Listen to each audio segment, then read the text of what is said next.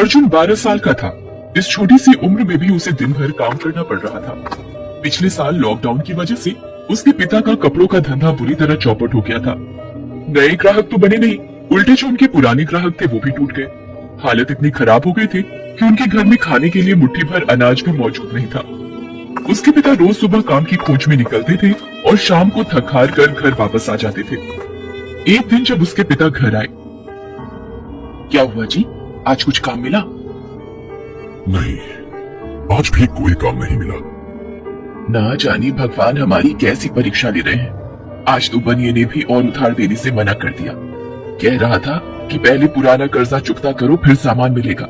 अगले हफ्ते होली भी है, ना जाने इस बार की होली कैसे गुजरेगी। अर्जुन और उसकी बहन मानसी घर के बाहर बैठे हुए थे। तभी उन्हें उनके पड़ोस में रहने वाला बबलू दिखाई दिया। उसके हाथ में होली के सामान की थैली थी। उसमें बहुत सारे रंग, गुब्बारे और पिचकारी भरी हुई थी। भैया देखो, बबलू कितना सारा सामान लेकर आया है।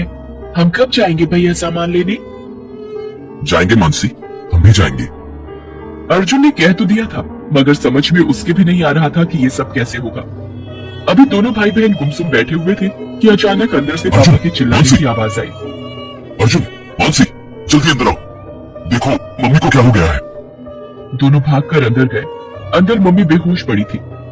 देखो मम्मी अचानक से बेहोश होकर गिर पड़ी है। तुम इसका ख्याल रखो, मैं जल्दी से डॉक्टर को लेकर आता हूँ। थोड़ी देर बाद पापा डॉक्टर को लेकर आए। डॉक्टर ने मम्मी की जांच की और कहा, इन्हें खून की कमी है। सही से खाना पीना ना होने से ऐसा हो जाता है। मैं दवाई लिख कर दे देता हूँ, आप मंगा लीजिएगा और इनके लिए फल लेते आइएगा। डॉक्टर के जाने के बाद पापा सोच में पड़ गए कि अब दवाइयों और फलों का इंतजाम कैसे होगा। तब तक मम्मी को भी होश आ गया। सारी बात जानकर वह बोली, एक तो पहले ही इतनी मुसीबत थी, ऊपर से मैं भी बोझ बनकर बैठ गई। नहीं माँ, तुम बोझ नहीं हो। मैं करूंगा तुम्हारी दवाइयों का इंतजाम। पापा प्लीज मुझे रोकना मत, मैं कल ही किसी काम की खोज में जाऊंगा। पापा कुछ नहीं बोले। अगले दिन अर्जुन काम की तलाश में निकला। साहब कुछ काम मिलेगा? क्या काम कर सकता है तू? कुछ भी काम चलेगा साहब। तो फिर ठीक है, झाड़ू उठा और दुकान के सामने झाड़ू लगा दे और अंदर होली का सामान रखा हुआ है, उसे बाहर सजा दे। अर्जुन दिन भर मेहनत करके सारा काम करता है। जब दुकान बंद होने का समय होता है तो वह दुकानदार के पास जाता है और कहता है, साहब कुछ पैसे मिलेंगे? अरे अभी तो काम का एक ही दिन हुआ है और तुझे अभी पैसे चाहिए? कहीं नशा वशा तो नहीं करता है ना तू? नहीं साहब, घर में माँ बीमार है, उसके लिए दवाई और कुछ फल खरीदने हैं। दुकानदार को अर्जुन की बातों में सच्चाई नजर आई। वो उसे कुछ पैसे देते हुए बोला, ले ये कुछ पैसे हैं, ले जा और कल सुबह जल्दी आ जाना।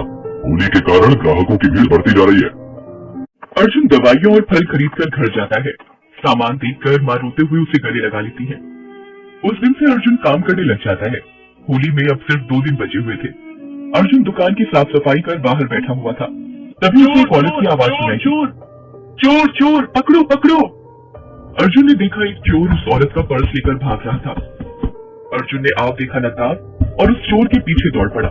दौड़ते दौड़ते वो चोर के करीब पहुंच गया। चोर ने जब देखा कि एक लड़का उसके इतने करीब आ गया है तो उसने पर्स का एक भरपूर वार अर्जुन पर कर दिया। पर्स सीधा अर्जुन के सिर पर लगा। उसका सिर फट गया, लेकिन फिर भी अर्जुन ने उसका पीछा करना नहीं छोड़ा। वो दौड़ते हुए चोर के पैरों से लिपट गया और उसे गिरा दिया। तब तक आसपास के लोग भी वहां आ गए और चोर को पकड़कर पुलिस के हवाले कर दिया। इधर अर्जुन की आंखों के सामने अंधेरा छा गया और वो बेहोश हो गया। अर्जुन को जब होश आया तो वो अस्पताल में था। लोगों ने उसे अस्पताल में भर्ती करवा दिया था, जहां डॉक्टर ने उसकी मरहम पट्टी कर दी थी। नाम पता लिखवाने के बाद उसकी छुट्टी कर दी गई। अगले दिन जब अर्जुन घर आया तब, भैया कल होली है, आपने तो कहा था हम भी होली का सामान खरीदेंगे। बोलो ना भैया, हम कब जाएंगे? अर्जुन की आंखों में आंसू आ गए। दुकान के मालिक से तो मैंने पैसे पहले ही ले लिए थे, माँ की दवाइयों के लिए। पापा के पास तो कुछ होगा नहीं, अब कहाँ से लाऊं उसके लिए होली का सामान?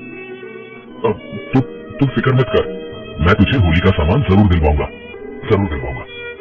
अभी अर्जुन मानसी से ये बोल ही रहा था कि वहां एक कार आकर रुकी। उस कार से वही कल वाली औरत जिसका पर्स चोर लेकर भागा था वह निकली। उसके साथ उसके पति भी निकले। उसके हाथों में ढेर सारी थैलियां थी। आंटी आप यहाँ कैसे? बताती हूँ, पहले अंदर तो चलो। वो औरत और उसका पति अर्जुन और मानसी के साथ अंदर आते हैं और अर्जुन के माता पिता से मिलते हैं। कल अर्जुन की वजह से हम बर्बाद होते होते बचे हैं। जिस पर्स को अर्जुन ने चोरी होने से बचाया है, उसमें हमारी प्रॉपर्टी के कागज थे और मेरे कुछ गहने थे, जिनकी कीमत 12-15 लाख थी। अगर वो चोरी हो जाते तो हम बर्बाद हो जाते। फिर उसके पति ने कहा, अर्जुन ने हमें बर्बाद होने से बचाया है, इसलिए हमारा भी उसके प्रति कुछ फर्ज बनता है। हम पहले अस्पताल गए थे, वहीं से आपके घर का पता मिला। ये लीजिए, इसमें कुछ कपड़े, फल और मिठाइयाँ हैं। लो बेटा, इसमें आप लोगों के लिए रंग और पिचकारी है। और भाई साहब, आप अपनी नौकरी की चिंता बिल्कुल मत कीजिए। इनके दोस्त की शुगर मिल में सुपरवाइजर की पोस्ट खाली है, वो नौकरी अब आपको ही मिलेगी। और आपकी पत्नी के इलाज की जिम्मेदारी भी अब हमारी। और अब से दुकान पर काम करना बंद। अब आप और आपकी बहन फिर से स्कूल जाएंगे। अर्जुन के पापा की आंखों में आंसू आ गए। आज उन्हें अपने बेटे पर गर्व महसूस हो रहा था। वो भी क्यों ना, आज ये सब कुछ तो उन्हें अपने बेटे की बदौलत ही मिला था। उधर अर्जुन भी बहुत खुश था। ये होली एक साथ इतनी सौगातें जो देख